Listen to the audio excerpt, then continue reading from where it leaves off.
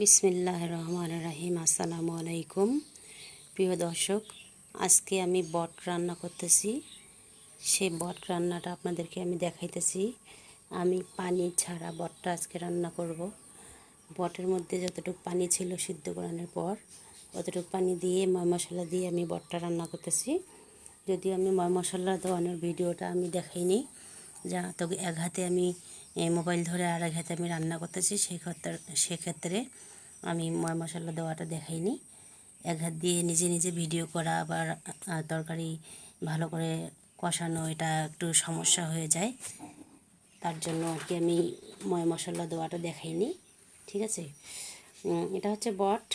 আর আমি শুকনো শুকনো করে রান্না করেছি। যত ধরনের মাংসতে মশলা দেওয়া লাগে সব ধরনের মশলা আমি বেটে দিয়েছি, কিন্তু আমি বটটা কখনো ঝোল করি না। আমি শুকনো শুকনো সবসময় এভাবেই করি। আর আপনাদের যদি ভালো লাগে অবশ্যই আপনারা এইভাবে বট শুকনো শুকনো করে রান্না করে খেয়ে দেখবেন। আশা করি অনেক ভালো লাগবে, প্লাস অনেক মজাও লাগবে।